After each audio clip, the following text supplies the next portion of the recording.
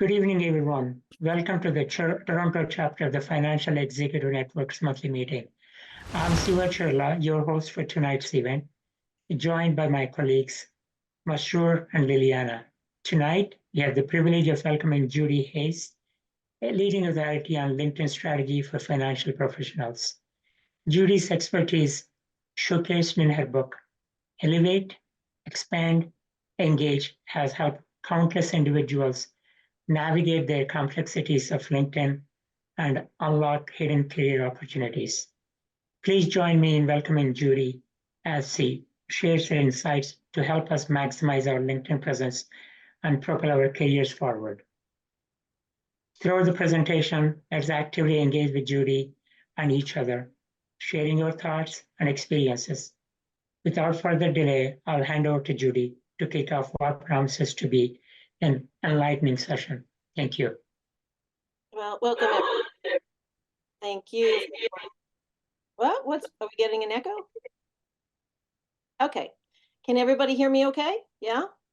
Shake your heads. All right, cool. All right. Let me go ahead and bring my screen in here. And here we go. Okay. So I am going to go full screen so you can see everything. Okay. There we go. All right. So a couple things I'll tell you.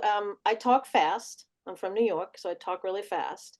So if something comes up, you get a thought or something and you have a question, feel free to put it in the chat. Siva will go ahead and moderate that, and I'm happy to answer those questions. Also, if you see something that I put up on a slide, feel free to take a screenshot of it. Okay, because in case you want to remember it so you're not worried about taking notes. There will be a replay of this presentation afterwards. So without any further delay, let's go ahead and start. Okay, so we're going to talk about the three aspects of LinkedIn. And the way that I like to work is you need to have a stool be stable. If you're sitting on a stool, you need three legs, right? It has to balance itself. So the first leg is elevate. And that really has to do with what your profile looks like and the preferences that you have set on your profile. So that's the first thing that we start with. The next thing that we start with is expanding your network. And this is really, you're getting dressed up for the party, but if you have no one there, that's why you need to expand that community. And then the next part of the triumvirate is engaging. And that's where, you think you get dressed up for an event. There's a lot of people at the event. Let's start the conversations. And that's where the activity happens. So also the way that I approach LinkedIn is, especially for career changers and job seekers, is that I think of yourself as a product or service. And you're basically using LinkedIn to market that product or service. So it has to do a lot with positioning your professional brand. Does that make sense to everybody? Yeah, a lot of head shaking. Yeah, okay. All right, so again, feel free to take pictures. So I went through the framework, and the first part will start with your strategy. And this is an important question because a lot of people that I have worked with, they are using LinkedIn, but they don't necessarily have a specific goal in mind. So I ask people, well, what is your strategy? It could be a lot of different things. You just want to network. Maybe you do want to change a job. Maybe you want to hold on to the clients that you have if you are working. Maybe you want to establish yourself as a leader in your industry. Maybe you want to use it to find new clients. Maybe you want to use it to research companies. Or if you're inside a company and you're hiring people, it's a great source of talent acquisition. But you do have to have a strategy. And I tell people, pick one. Start with one so we can use the tactics that are going to support that strategy.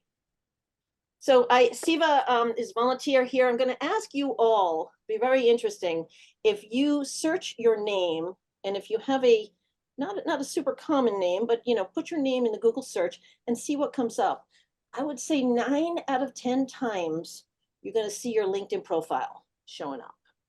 Okay, so if somebody's going to hire you, somebody's going to do business with you, somebody's going to engage with you, they're probably going to be Googling who you are. Who is this person? And so you want to make sure that, what is showing up when somebody Googles your name is, accurate. And you can never really remove anything, but the way that you can suppress content that you don't want to show is to have more good content. Okay, so LinkedIn is indexed in the Google, and it's a very high authority website.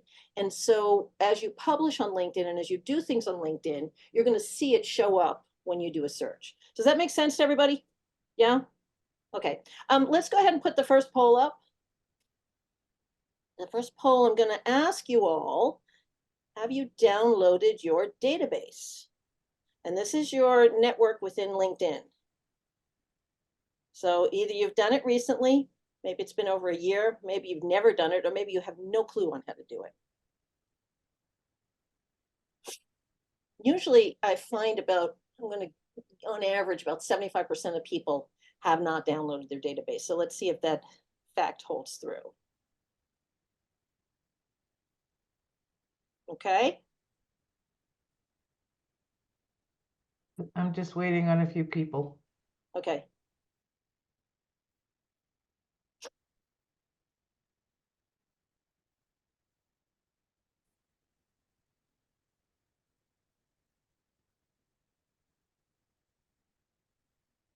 Okay, I'm going to just take a screenshot of that here. So is anyone surprised here? So about 42%, about half of you have never downloaded your database.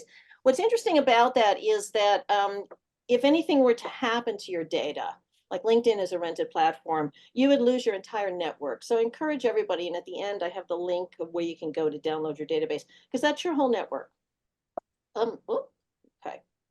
So when we're talking about a LinkedIn profile, you know, there's these kinds of profiles that I see out there that, you know, sometimes they don't have a picture, they don't have any information. And, you know, this is very common.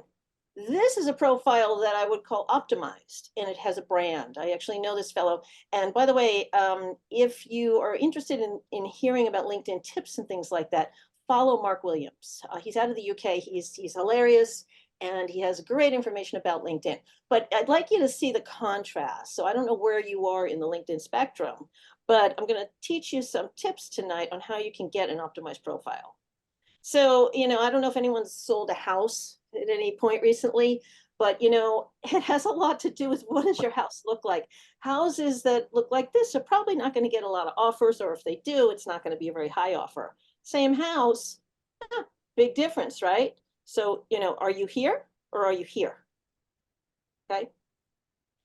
And the other thing about LinkedIn profiles is I did a poll on LinkedIn and asked people, you know, which part of the profile do you look at, you know, when you first look at a profile?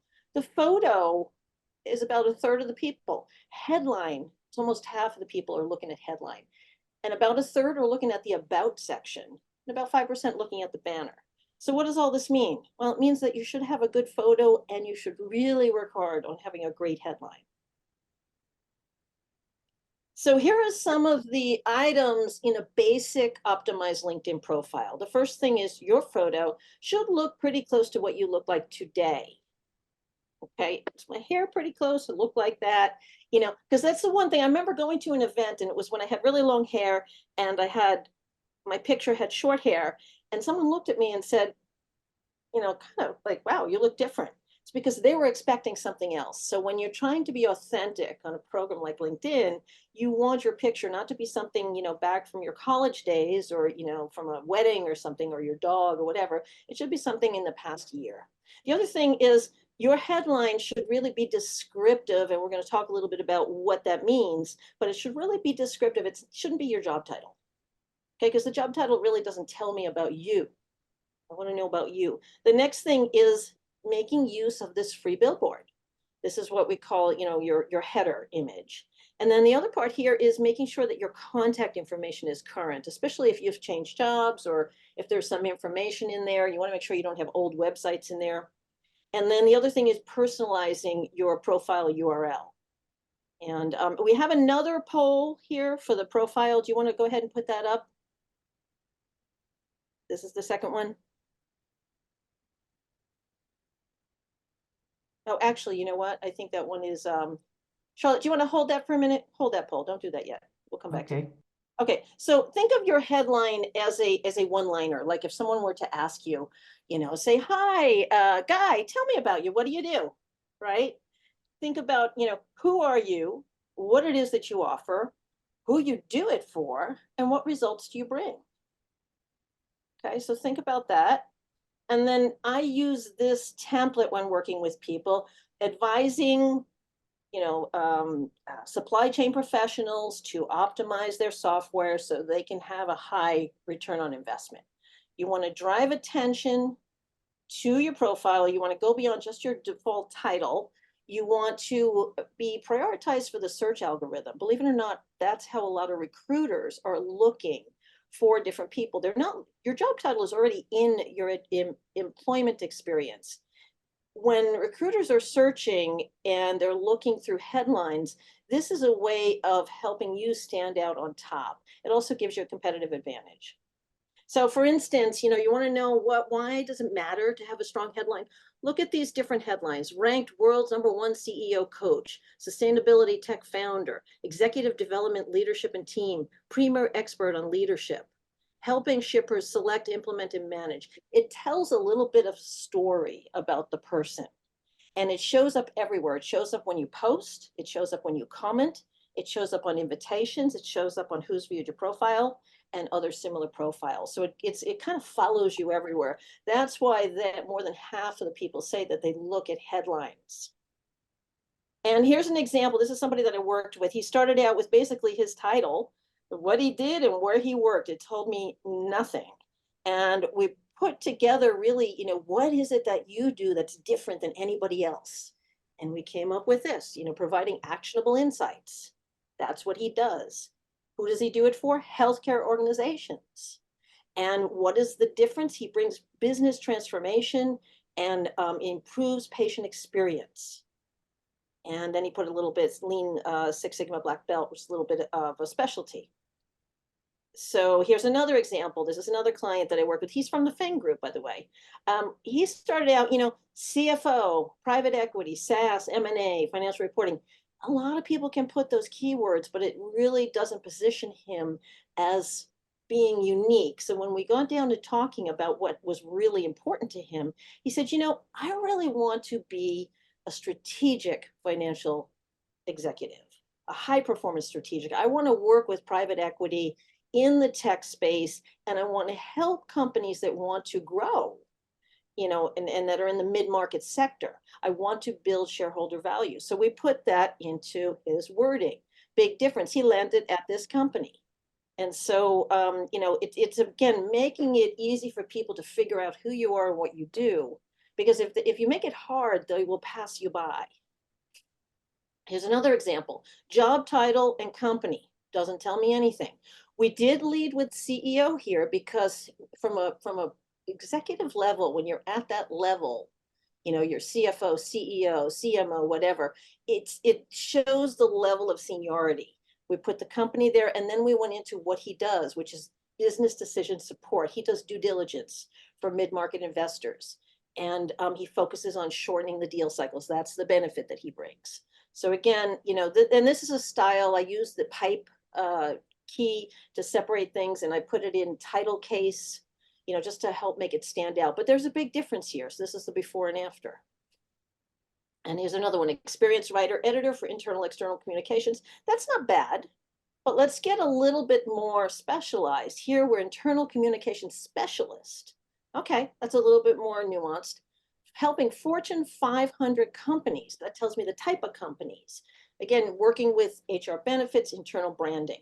So it's more of a clarification, and also you see the difference of adding a background image here and a quote. It helps you stand out. So the next part of your profile is your summary. Now, a lot of people, and I think this is because how LinkedIn started, as kind of a job searching site, just paste their resume in there, or they write it in the third person, which is kind of, old school. So what I would say is, and this shatters people's mind, is the summary section really isn't about you. Okay, it's about the person that's reading it. You want them to see themselves in what they're reading. So what does that mean? Well, first of all, take a look at if you have an about section. A lot of people don't even have an about section, but if you've added something there, how many times are you saying I, me, or my?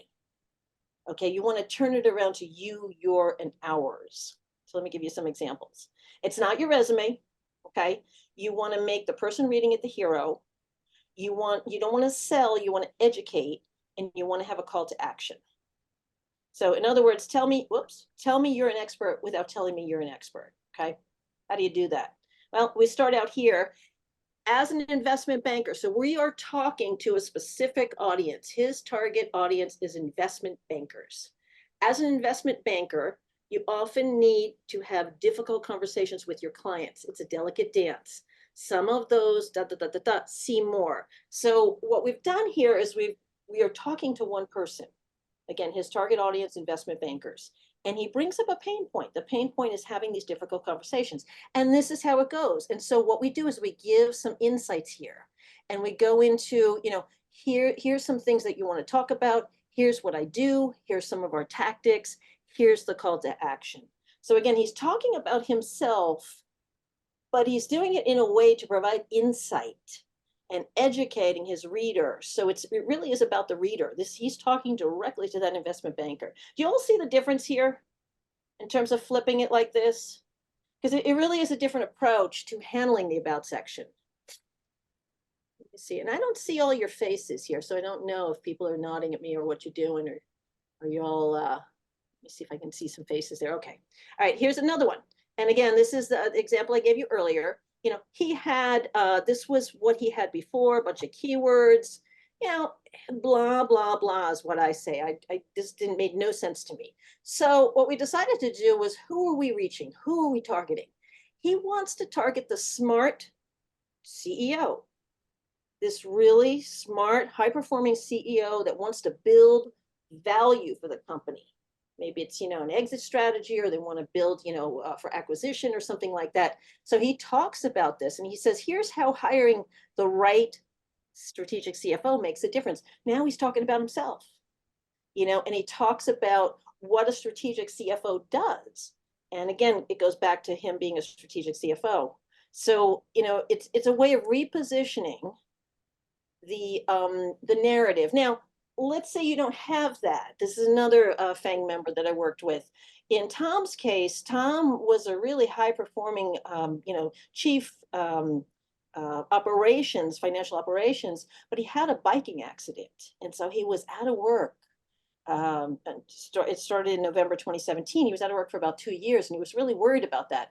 So we used a storytelling method here to tell. Again, we were worried that hiring companies and recruiters would see that as a weakness. So how do you take a weakness and turn that around? So let's tell the story. He was at the top of his game, everything was wonderful, and then all of a sudden, everything stopped, and his world literally turned upside down. So then he talked about, in this downtime, I use it as a gift because we're trying to build up his strength, that he's resilient. Okay, so we take the negative and turn it into a positive. And then we look here to the future and say that, everything he's done up until this point has really built him for the challenge, and so he invites the recruiter or the hiring manager to talk with him.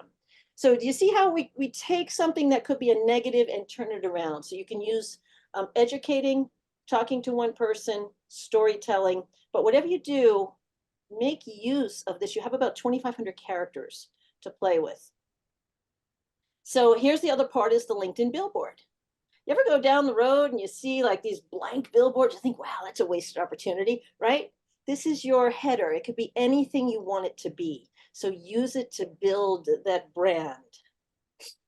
And there's a lot of resources, you say, I don't know how to do it. Canva.com is a great tool. It's free. You could use Adobe Express, or you could search something like LinkedIn banner templates and come up with a whole bunch of different things that you could put on your header there. So let's ban the blank headers, okay?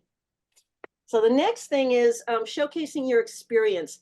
These are the other features. Now, here's the thing about the LinkedIn Recruiter.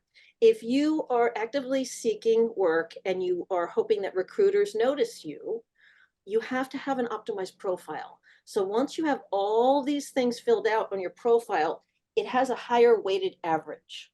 Okay, so what happens is on the back end of the LinkedIn Recruiter platform, the recruiters are putting in certain criteria of who they're looking for based on skills, based on prior experience, based on education, based on years in the industry, based on titles. It's all these different things. So the more that you have this completed, the more likely you are to show up in a search result. Now, the other thing too is if you have this kind of symbol, this little generic avatar, you want to make sure that you're connecting to the actual companies.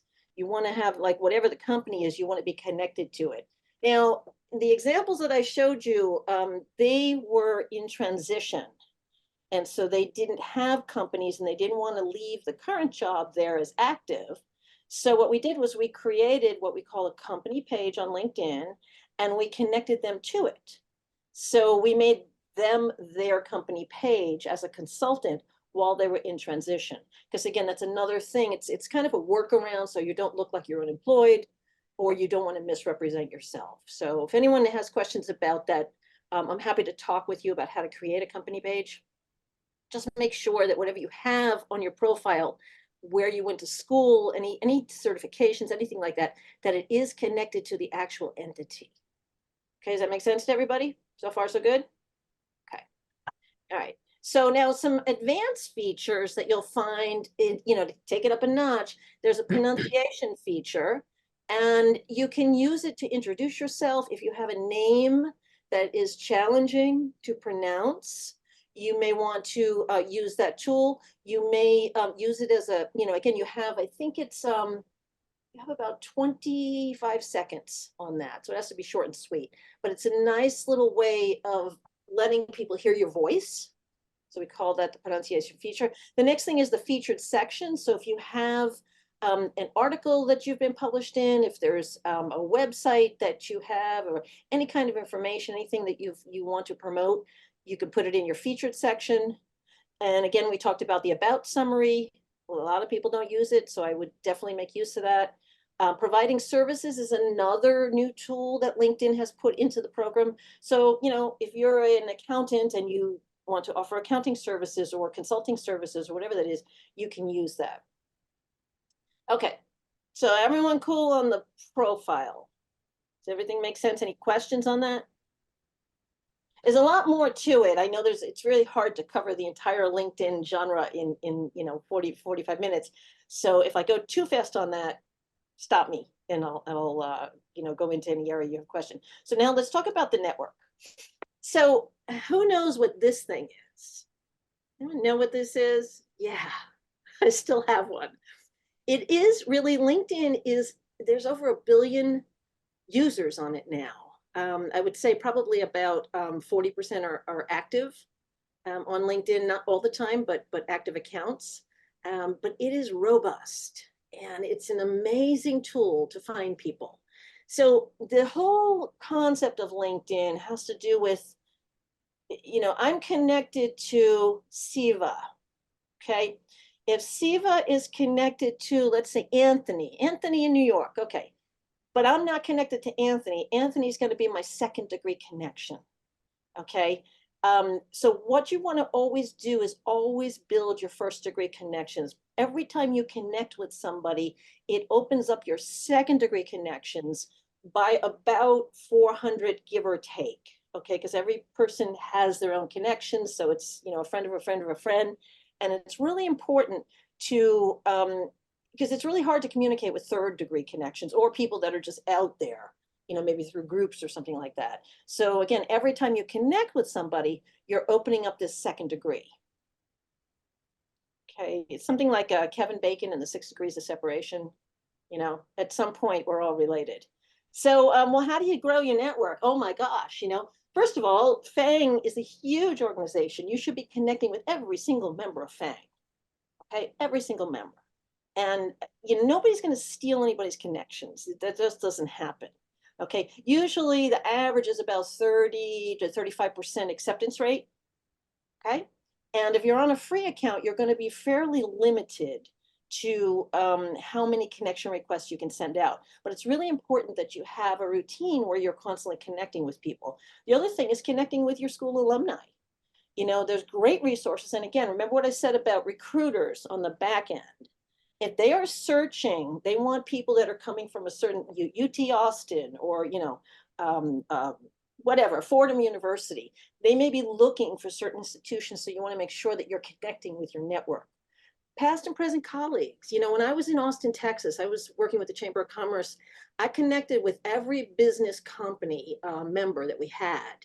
And when I moved back to New York, it was like, well, I've got all these connections from Austin. What am I going to do? Do I leave, you know, remove them? Well, guess what? A lot of people moved on to other places. And so my connection network became even richer because of that. So connect with your clients and prospects. Look at industry lists, you know, like the top CEOs, the top CFOs, the top this, top that, even like speakers at conferences. Look at who's viewed your profile. If you're on a premium account, you'll be able to look back 90 days. If you're on a free account, I think you're only going to get to see the first 3 people each day. Look at who engages with content. You know, if there's posts that are out there that are really interesting, look at who's commented, look at who's liked it. And you can use that information as a way to reach out to them. And then leverage warm introductions. So let's see, Tariq is there. And Tariq, I really want to meet Bruce Stoll. I know that you guys hang out. I've seen you guys interact before. Would you be willing to make an introduction for me? Okay, so that's what we call a warm introduction. Now I'm going to assume that you know Bruce. You know, so if you say, no, I don't know him well, then I'm going to look at somebody else that may know him. So Bruce, I'm talking about you. Okay. So, you know, a lot of times I get bizarre requests and things that I just wonder, what are people thinking when they send things like this? A lot of times it's automation that they're using. And I would tell you this, before, it's very flattering to get an invitation to connect. Wow. But before you connect and you accept that, I encourage you to look at their profile. If there is nothing of value there, meaning if they are not in an industry or not in a country that you do business in, or, you know, they look like they're just going to sell you something, there's no value in adding that connection to your network, because how does the phrase go? Your network is your net worth. If you have a lot of crappy connections, you're going to have a lot of crap in your news feed, and you're not going to have the second-degree connections that are going to be able to leverage opportunity. So I say that really take care. I'm much more of an outbound network grower. I'll select people that I like what they say. I like their activity. I think they add value to the platform. I want to connect with them, just like you would in real life. But some of these just crack me up. You know, can we talk next week? I got a good one. This one here, the system recommends I add you as a friend. This guy cracks me up. At first, you take my love. I hope you're well. I don't know what this guy's talking about. And he's selling Facebook to me. So, you know, I hope you're not mad at me. He's like, wow, crazy, crazy stuff. But these are real. So what not to do? Do not use automation. If you find these tools or these Chrome plugins or whatever they are, don't use them. It's going to get your account suspended. I guarantee that. If you're selling something or whatever you're doing, do not pitch in your invite. The goal of the invite is to get the connection.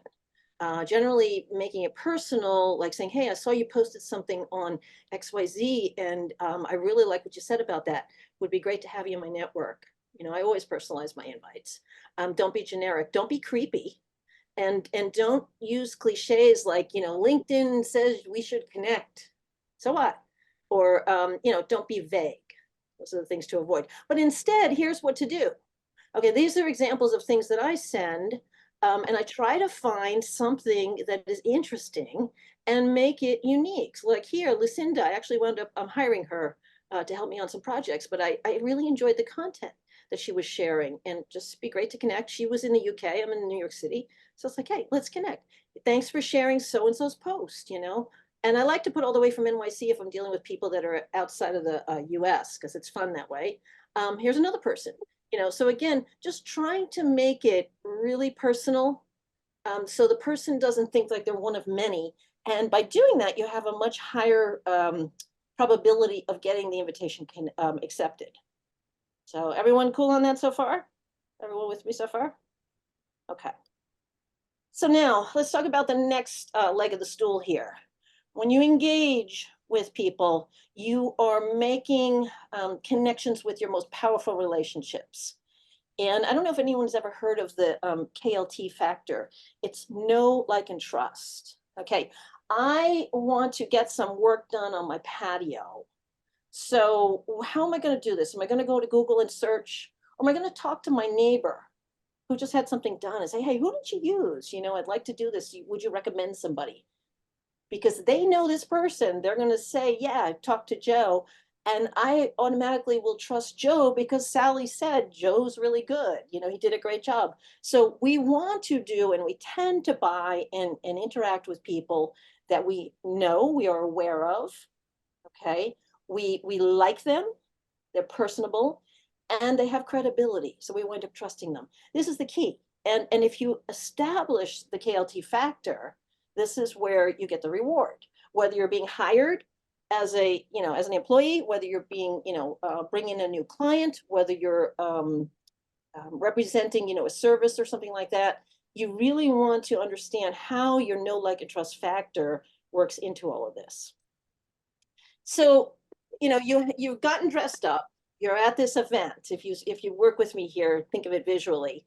You look really good. You know, there's a lot of great guests here. There's a lot of conversations going on. So where are you? Are you outside looking in the window at all these people?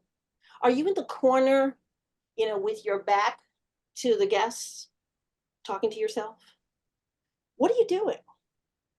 Are you looking for opportunities for conversations? It's usually around the food area, right? So, you know, you want to provide some thoughtful comments. So that's what I tell people. The first thing that you can do on LinkedIn is scan the feed and look for subjects that you have some knowledge and interest in and see if you can add to that conversation. Okay, so when you see posts, I tend to comment more than post. I comment more than posting because that's how conversations start. This is how you can share your knowledge and expertise. You can ask questions, you can inspire conversations, you can react to comments from others, and you can also direct message people saying, you know, I like what you said about, you know, there's something with the Panama Canal and I'm working with transportation managers and you brought up a really good point, blah, blah, blah, okay? So that's what engagement looks like on LinkedIn. And there's different ways that you can do it. Obviously, the commenting and the replying of the comment is the most important. That has the highest value, especially when we're thinking about, you know, algorithms and all this other factors that affect what you see in your feed. I don't want to get too far off on the algorithm because it changes all the time. But you can repost something you like. You can react to something. And when I say react, it's one of these things. Don't do the thumbs up because that has absolutely no weight. Do something that celebrates it, supports it, incites, or funny. It's a lot better to do that. You stand out that way. Reposting is this: you can comment and you can also respond. So there are things called notifications, and this is how when I do my LinkedIn routine every day, the first place I'm going to go is notifications. Okay, because notifications are things that I have set up. When I look at a profile, if there's somebody I'm following, I can be notified of something that is relevant or all of their posts. So I have 10 people that I follow regularly. These are people that are really well-versed in LinkedIn and I really learn from them. Even though I live on the platform, I still have a lot to learn. And so when they post something, it shows up as a notification. And so I'm able to look at that. And so I can see, you know, when I go into my notifications, I can see all of the posts. I can see posts that I've put out, or I can see where I've been mentioned. But looking at the notifications is a way that I stay engaged with my network. And then from there, you know, I can message them or I can comment or whatever. But notifications is really the one place to start. If you start in your home feed, it's like going on a journey without a map or a destination. And it's very frustrating because your home feed, there's a lot of litter in there. There's all kinds of promoted posts. There's all kinds of noise. And it's not a good experience for most people. As I've heard from people that I work with, it's overwhelming. So that's why when you go into notifications, you can customize it. and you can be very selective, and it takes a little bit of an effort to fine tune your notifications. But once you get it to where you are, like if you follow somebody, chances are you may see something in your feed. There's something what they call a point of relevance. But I don't want to get too far in the weeds there because I may confuse all of you with that, but I will say just start out with notifications. And this is what I mean about the engagement and the algorithm. This is what happens. Somebody, this was actually a client of mine put a post up, and somebody commented and said, yeah, that's pretty interesting. And then my client responded back, and then it comes back. And so now they're having a conversation here. And this is what I call about building credibility. So, you know, you're always responding, you're creating a dialogue, you're growing your network. And this is really when LinkedIn is working well, this is what happens. And the subject matters are people that, you know, depending upon what sector of industry, I work a lot in supply chain and professional services. So I work in physical security, I work in financial services or fintech, I would say, and then logistics technology. And so there are certain people that are really well versed in those industries.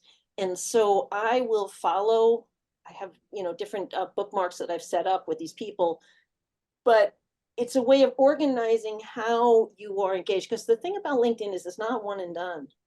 You know, I've worked with people that said, well, I did my profile, so I'm done. It's like, well, no, you're not done. Because LinkedIn is constantly evolving. And so it's sort of it's a long game. You know, I really hate to break it to people, but it really is a long game. You know, you're just not ever done with it. The good news is that you can change it at any time. So going back to the original strategy that we talked about, let's say you change your strategy, you land your job now. Okay, so now you're no longer in job search mode, but now you want to build your credential in the industry. So now you have a new strategy. So how do you do that?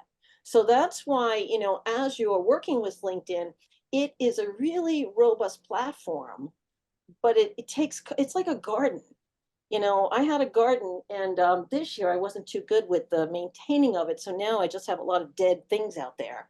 And that's what happens to a lot of people's LinkedIn profiles. You know, if you don't tend to it, if you don't water it, if you don't have a good foundation, if you don't prune it, you know, you're not going to have a really good crop. You know, you're not going to have a good result. So it's never too late. You know, and I've tested this myself. I have stopped doing certain things to see what the reaction is. So if I stopped posting, yeah, my profile views started to go down and my social selling score went down. So everything went down. It was like, wow. But once I started posting again, everything like exploded. It was just like, wow. You know, it's kind of interesting. So it's like after the rain, if you notice that and you see everything growing, it's like, wow, okay, cool. So engagement opportunities, you know, when there's a post, like I said, if there's something that you see out there and it's a really interesting post, look at who has engaged with it. And this is the way that you can then start to grow your network by connecting with these people. So you can see here, like I'm connected to Todd, but I'm not connected to Elise or Elizabeth or Amanda, and Grace is third degree, so she's a bit outside of my network. So I can find these people in the second degree and say, hey, Elise, you know, I noticed you like that post about, you know, supply chain innovation using AI. Would love to connect with you and continue the conversation. Boom. Okay. So it's using content as a way to grow your network. And like I said before, bookmark some people if you like what they're saying. So here's some best practices to grow your network.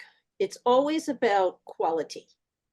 Okay. Always make sure that you're looking at profiles, and that if you look at somebody's profile and they are not active, chances are they probably don't even know their LinkedIn password. They probably don't even, you know, check into LinkedIn. So I would say look for quality, people that are engaged on the platform. Personalize your invites to them. Leverage who you know. Use content as the catalyst.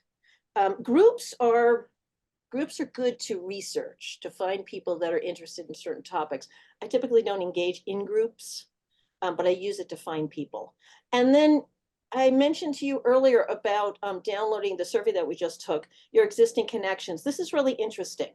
Your existing connections are a goldmine of opportunity.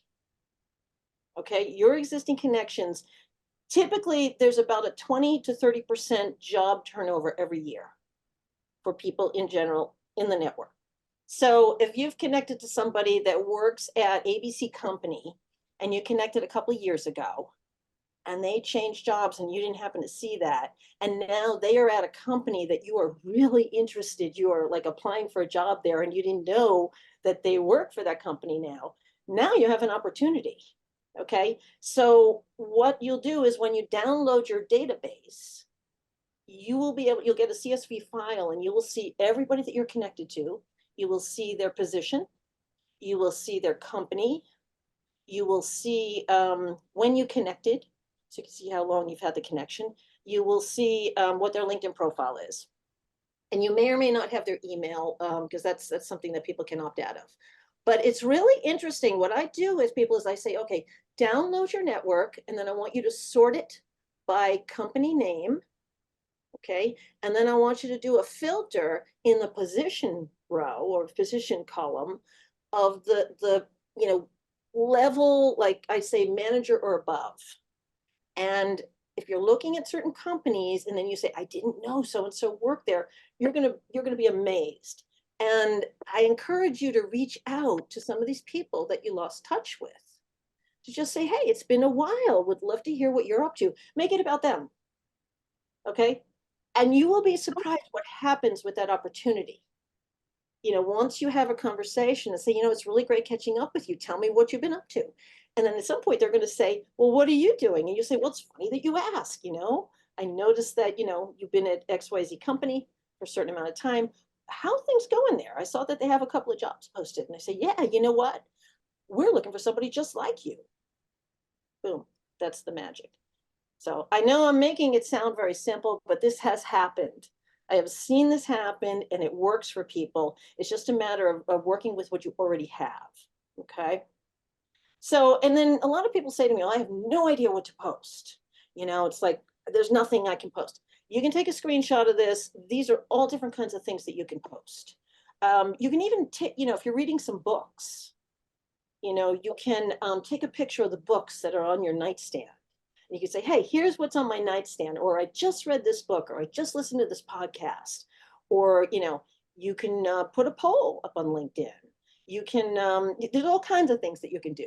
So you can ask a question, but there, when people say, well, I don't know what to post, well, there's a lot of different things that you can do. So now let's talk about the elephant in the room, this thing called Chat GPT and AI. So just a little bit of background here.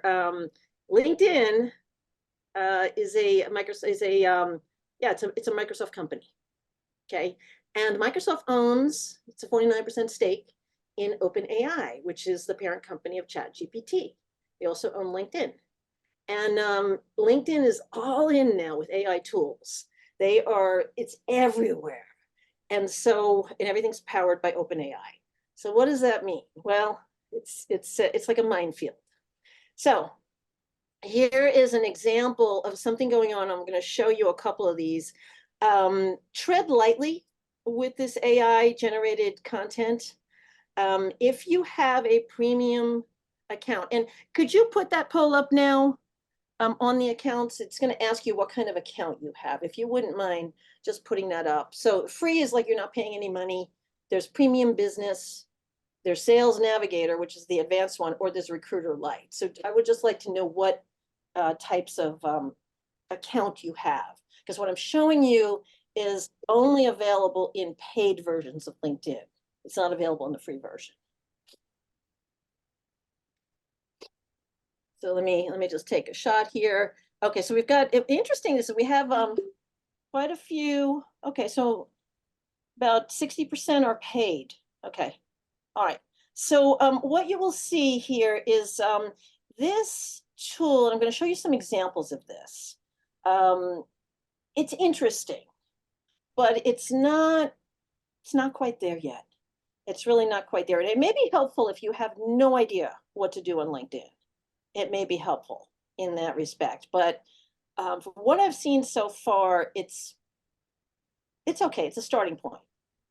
So I did it for mine. I'm supply chain marketing solutions right now. And by the way, the reason why I said that is I am working with some big clients that are doing supply chain trade shows. And so I need to position my profile as the expert in supply chain marketing. Okay. I do all kinds of marketing, but for my specific strategy for the next 90 days, it's going to be supply chain. Okay. So I asked it, well, go ahead and rate my headline. So came up with LinkedIn profile writer at Expert Strategy Elevate. It's like, what? I said, I don't like that. I said, give me another one. LinkedIn profile, it's really hooked on this experts for inbound marketing technical writing. It was like, I don't know where it gets this stuff. I think it went through my experience section and pulled it up. But I was like, yeah, I don't think so. Fail. Okay, next one. I said, all right, here's the about section. I'm writing the about section. So it's about the person that wants to learn LinkedIn. This is what it gave me with over 9 years of experience as a LinkedIn content strategist. Blah, blah, blah, blah. It just has too many eyes in here. Remember the earlier thing I said, how many eyes, me's, and my's? This is all about me. Nobody cares about me. They don't. They care about what they're going to get out of LinkedIn. So, well, not happening. It's just I'm not impressed. I mean, again, if you don't know where to start, that's a good starting point. But I would use that and tread very lightly. What I find with AI generated content that's not edited is it has no voice, it lacks emotion. And so what you need to do is if you're going to use AI in some of this, automated generated content, you need to use it as a starting point. Take it, copy it, and refresh it to make it in your voice. Because otherwise, it's just very generic. So here's another thing that it's doing now. Okay, I was looking at these posts in my feed, and now it says, okay, learn more about the company, learn more about the Suez Canal. So I clicked on that. This is really interesting. So now what this does, and this is where I like it, is it's giving me some information. So if I want to comment on this as to what's going on here from a supply chain perspective, now I've got some interesting information that I can add in here.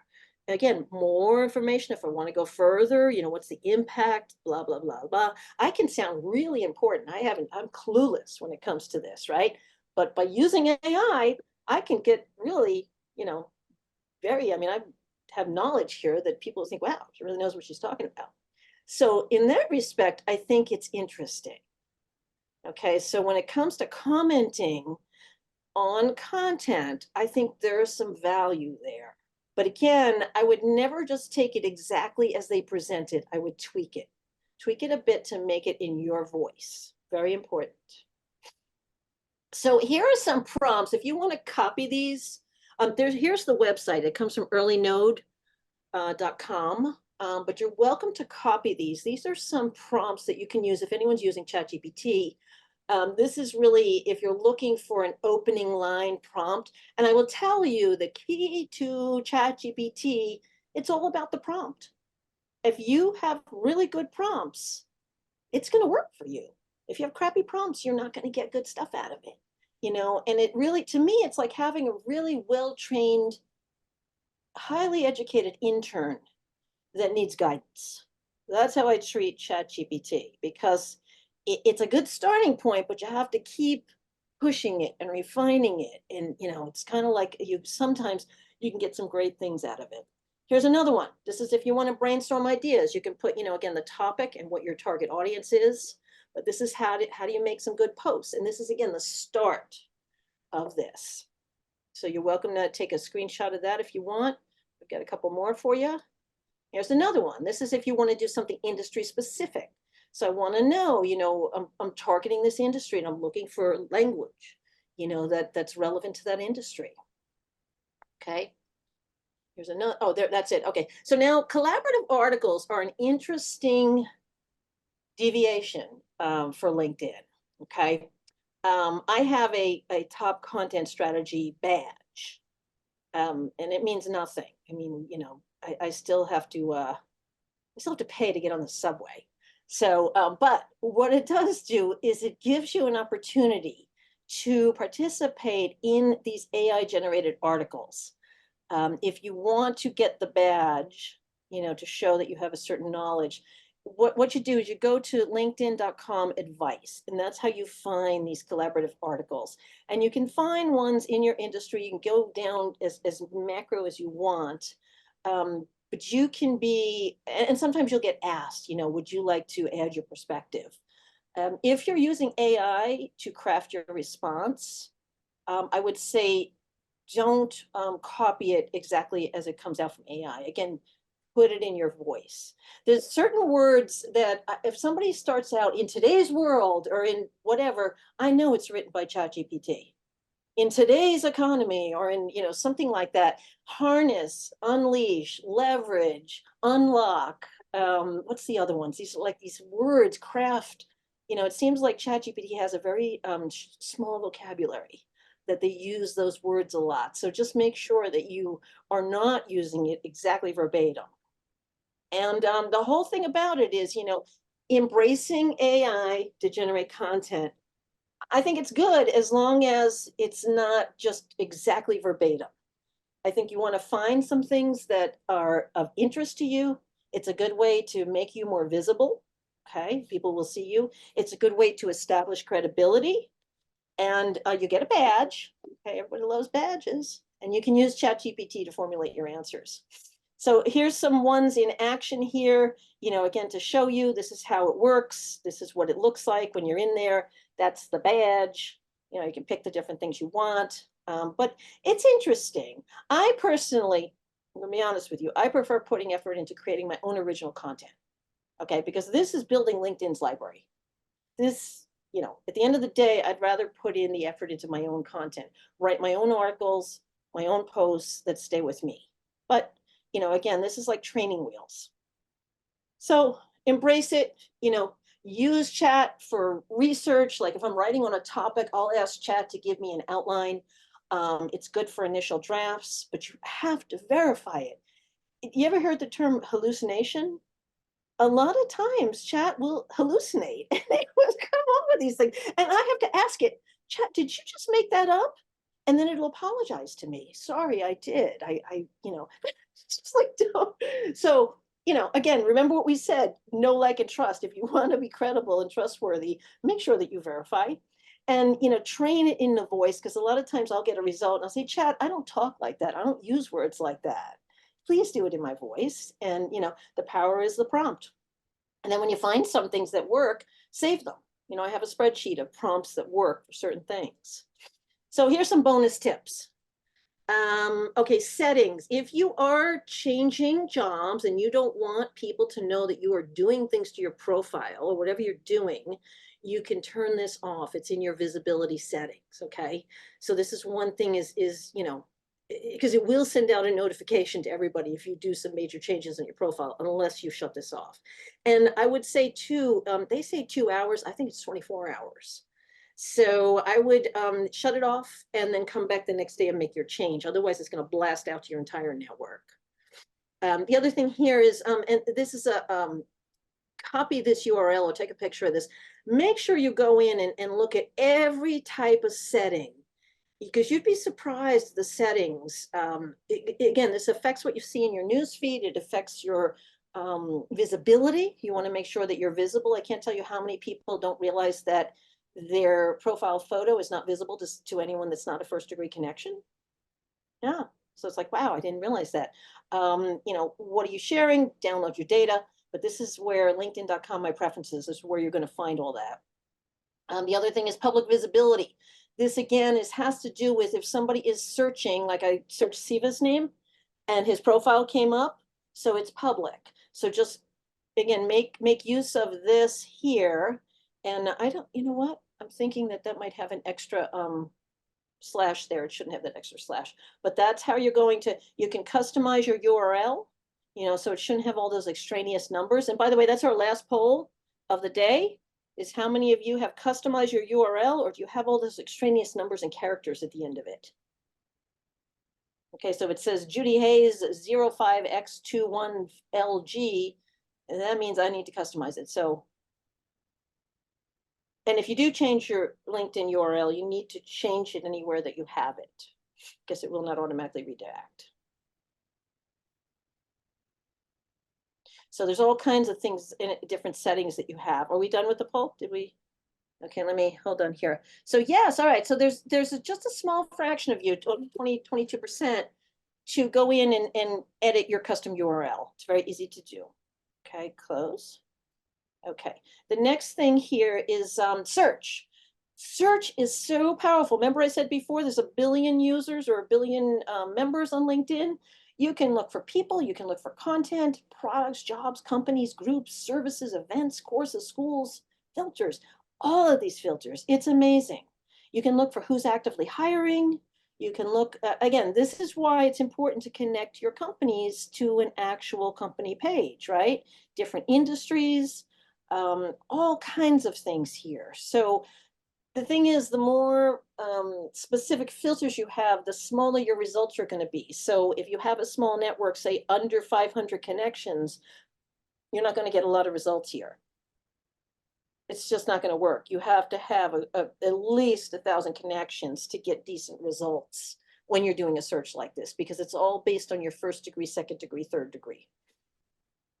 The other thing here is, this is one of my favorite things, is the save feature. When you're looking at a post, if there's, first of all, this is how you fine tune your feed. If I don't like what this person is posting, or they're just posting too much, or they're posting stuff that I don't find relevant, I can unfollow them. That will stop their stuff showing up in my feed. If I want to share it, I can copy a link to it, or I can just say I'm not interested in that content, or I can save it. And when you save it, you can save jobs, you can save courses that you're going through, you can save projects, and you can save posts and articles. And so this is like my favorite feature, because I'll do this if I'm on my mobile device, and then I'll come back and I'll add a comment. The other thing here is in messaging. This is still one of my, what do you call that? It frustrates me, I guess, for lack of a better word. But in your LinkedIn inbox, you can now sort by focused, by other, unread, your connections, InMail, and starred. Starred is my favorite feature in the inbox, because if there's something I want to like make sure it stays at the top, even though every time you get a message, it just like goes to the bottom. If I star it, then I can look at just the starred messages. I can archive messages, I can delete messages. If you archive messages, a lot of people are hesitant to do that. What happens is, if as soon as somebody responds, it becomes active again and it goes into your main inbox.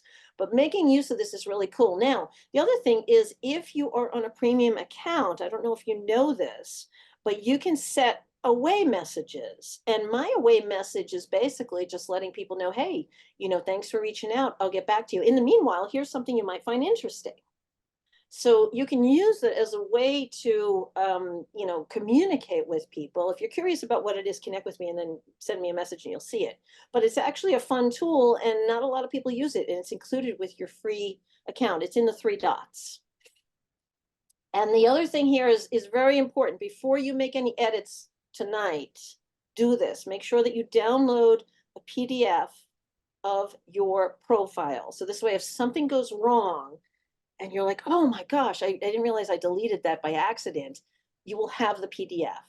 And the other thing is, I want you to download your data. We talked about that back earlier.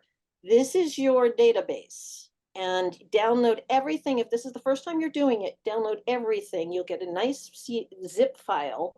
But then as you're going forward, as you're growing your network, I want you to get in the habit of owning your data and downloading it, and then actually looking at it. Sort through that network connections and see who you lost track with, pick 5 people, re-engage with them, and let the magic happen. Okay, so let's recap this. We went through, your profile and creating that, professional brand. We talked about, why it's important to expand your network, because if you're not expanding your network, you are in the corner talking to yourself. And then engaging is really where it happens. You have to, it's fearful for a lot of people, because you're putting yourself out there.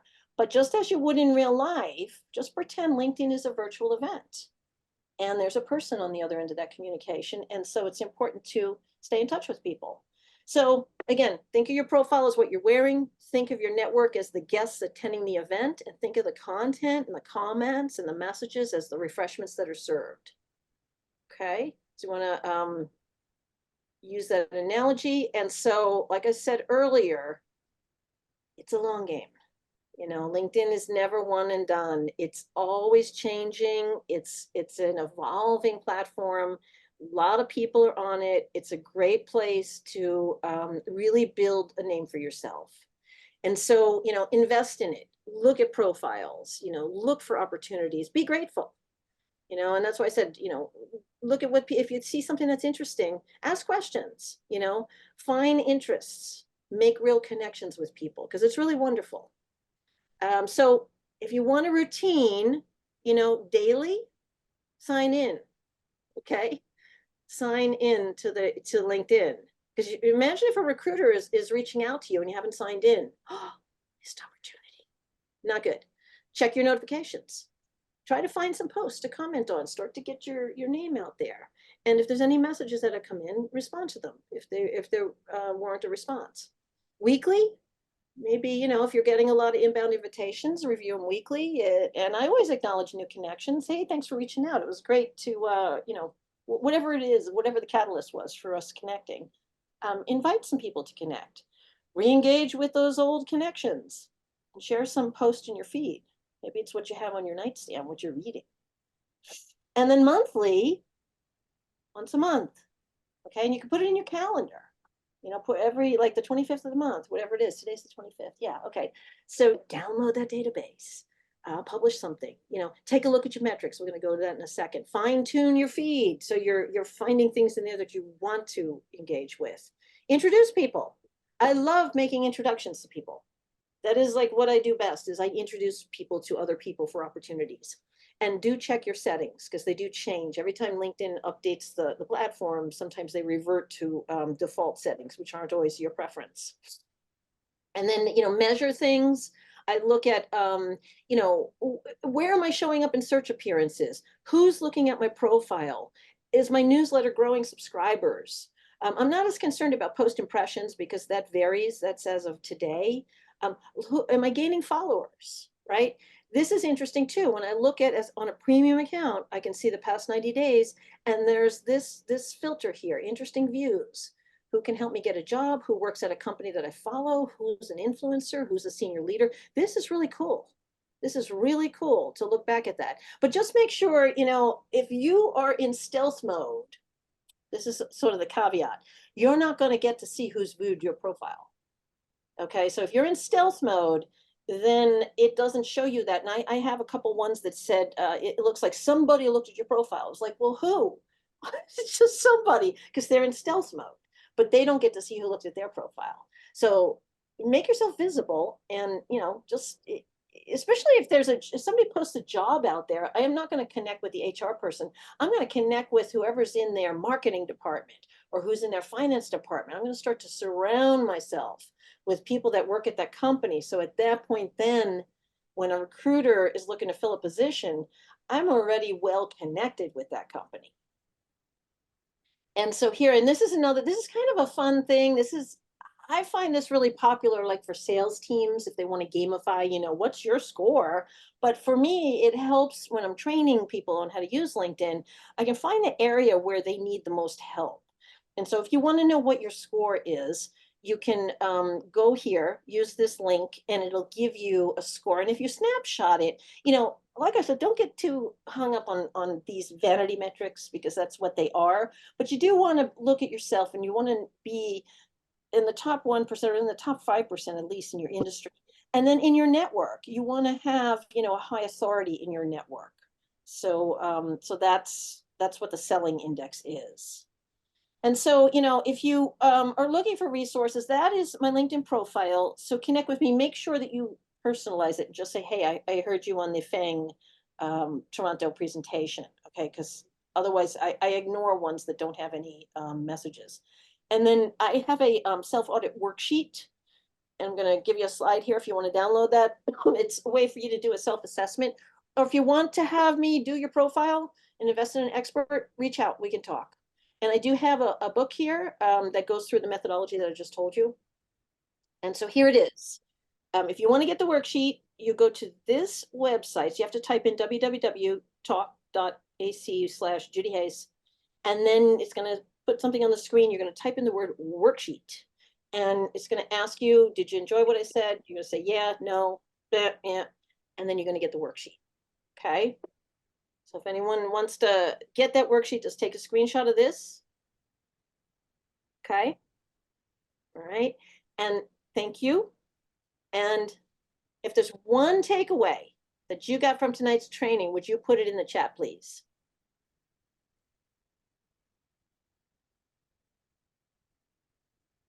Okay, and there's some questions in here. Okay. Let's see. Siva, any questions that you want to filter out to me? One person asked, give me 1 second, I'm going to read it. It seems that some of these sample profiles have more characters than I was allowed to type in my headline section. Is there a trick to increase the number of characters allowed in the section?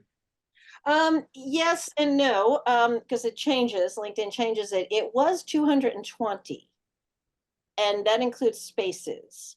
And what I would say is to pay attention to the first 45 characters, because that's the part that goes everywhere. It's the stuff after that that's, if somebody has to go to your profile.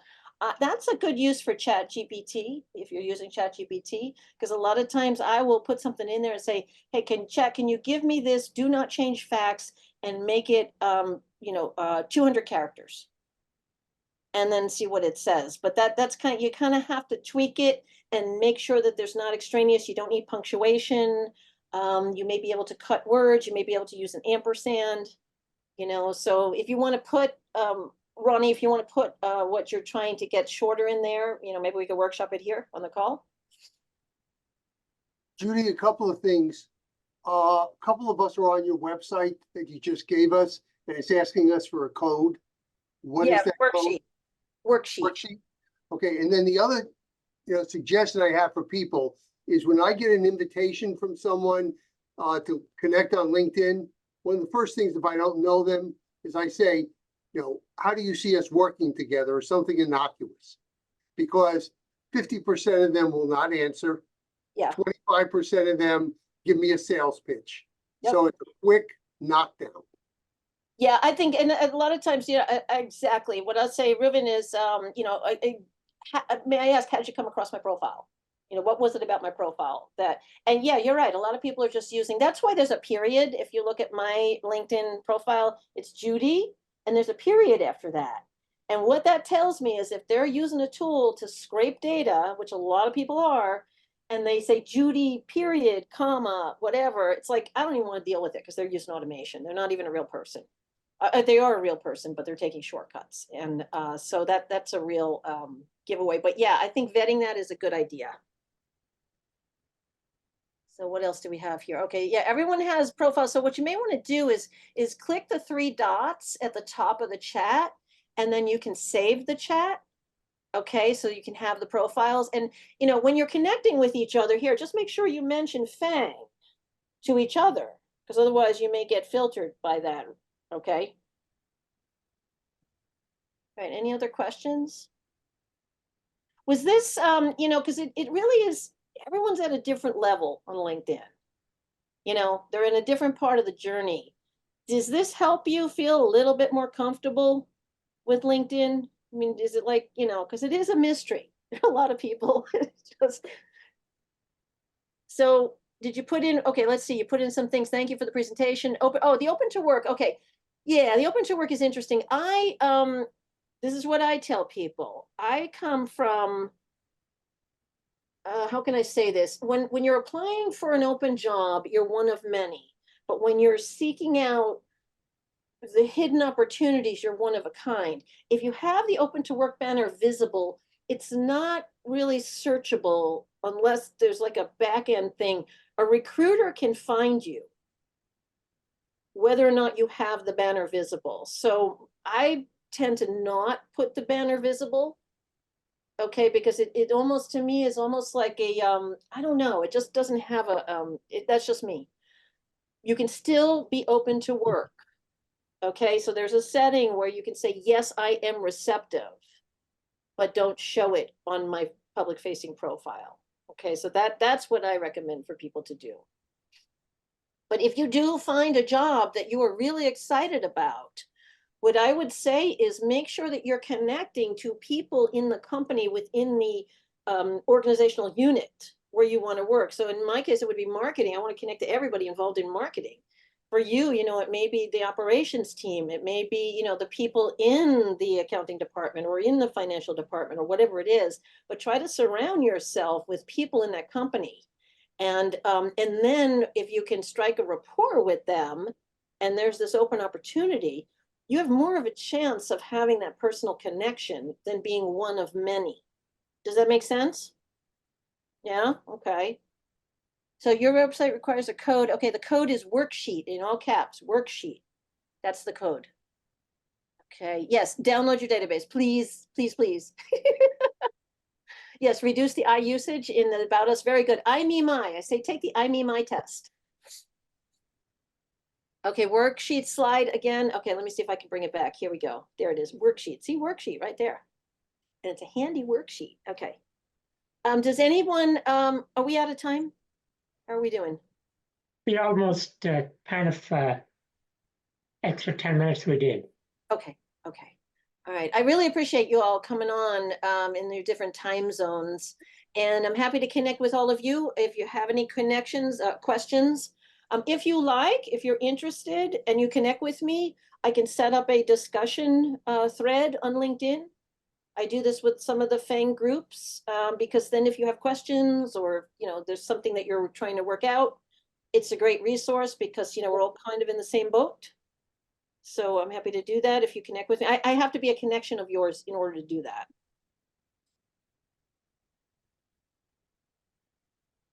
Judy, Yes. would you be interested in doing the same presentation in Miami? Can I come in person? No, you're not allowed to. No, just kidding. Yeah. Who's talking No, to? I'm the co-chair from Miami chapter, and we're looking for speakers like yourself. Yeah, I'd be happy to. I have been presenting to FANG since 2018. I originally met Tom Hall. Does anyone here know Tom Hall? Okay, back in New York City, back in 2018, and then Lou Bader. Does anyone here know Lou Bader? Name sound familiar? Okay, Lou got me out in Long Island, and I was presenting out in Long Island, and then it expanded from there. So happy to help the FANG community. I think you're all awesome and very strong group, and I encourage you all to dip your toes in the LinkedIn water. Do you ever come down to Miami? Since a lot of New Yorkers are down here all the time. So if you are, we can do it in person. I would only come if it was, usually people pay me to do things in person. So I am not I there. know. Yeah. We can't afford to do that, so that's why. Virtual's fine for now, virtual. But if I am down there, I'll let you know. Okay, I'll send you a LinkedIn request for connection. Let me know, and then we can go from there. Thank you. Okay, thank you, Tariq. Well, I want to thank you all for sticking in towards the end. How many people do we have left? Let's see. Oh, we got 20. Okay. All right. I hope that if there are any other questions, if you do the worksheet and you want to then send it to me and say, hey, Judy, here's my score in the worksheet, because it's going to show you where you need. Oh, I am certified score mentor. Yes, I do. Actually, I'm part of the New York City score. So yeah, Kevin, reach out to me and mention that. Where are you, Kevin? What town are you in? What city are you in? Kevin? Oops. Okay, I don't know. Oh, Bangor. Yeah. Happy to help. Yeah. Judy, how do you copy the chat? Say that again, please. How do you copy the chat? Oh, okay. There's you'll see where it says meeting chat, there's 3 dots. If you click on the 3 dots. Yeah, and by the way, this is a funny little thing. I don't know if you notice it, but there's 3 dots in my logo. And the reason that it's there is there's always wonderful things behind those 3 dots, the ellipse. Everywhere you see 3 dots, always click on that because there's usually added features or something hidden. But yeah, if you click on the 3 dots, you'll be able to save the chat. Okay? So when the meeting ends, it'll probably give you a download file. And Yeah, and you know, again, I have a lot of resources. I have a website, I have a YouTube channel, where I put tutorials. I don't know how to get out of this. How let me close this. Yeah, how, you know, just, where am I here? Stop share. Okay. Yeah, so I love teaching people about LinkedIn because it really is, constantly evolving. And, they do things all the way in phases with LinkedIn. So not everyone has the features that we're talking about. They do a beta rollout. And I just got expanded services, and that's been out for a year now. So just to show you, you know, how they roll out different features. So, but the more you're on it, and the more you see what's going on, and the more you're growing your network, there will be opportunities as a result of that effort. It's true. Okay. Okay, for the app, that those three dots may work for the chat, but for the desktop version, nothing happens. Sorry. I don't know. Let me see. I don't know. Maybe. Tariq, are you sure it says copy chat and then you have to paste it somewhere? So Yeah. open up Word and hit paste and see if it goes into Word. Well, where does it say copy chat? So if the chat's In open, the there are chat? dots. If you hit there, it says say, oh, now it's saying save chat. Yeah. Now it's saying save chat. And I'm not sure where it's saving it. It'll save it when the meeting stops. It'll send you a little text file of it. The other thing I forgot to mention, very important, is when you're making changes to your profile, do check it on mobile, because things move around and things look different on mobile. I don't know if you can see my mobile there. Right. But especially if you have text on your header, always look at it in mobile as a way to confirm what you've done, because the mobile is, people spend about half their time desktop versus mobile. And then I also use the iPad version too. So that's why I use the save feature, because if I'm on one device and I find something, I cannot find it again on another device if I don't save it. So yeah, well, I hope that you all are inspired to at least take a look at your profile and see how you can improve it, and come up with a strategy that's going to help you, you know, further your goals. Like I said, whatever that strategy is, whatever your goals are, and reconnect with the people that you are connected to. Okay. All right. So how are we doing, Siva? Thank you, Judy. It's a wonderful presentation. Really appreciate it. And I think the people who registered, we're going to send the recording to the people. Only those people who registered will get it. Okay. You'll also get a copy, Judy. Okay. Thank you. Thank you. We Yeah. learned And a again, lot today. It's if there's wonderful. any Thank you so questions- much. Thank you all for the Toronto group. Really did a great job in coordinating this. So yeah, hands out. A big applause for that. I appreciate Charlotte, and it was Siva, and who else was part of the group? Yes, Masroor. Sure. Yes. So thank you for reaching out and setting this up, and I look forward to helping anyone that has questions. Just like I said, reach out to me on LinkedIn, and we'll continue the conversation. Okay. Thank you, Ruben.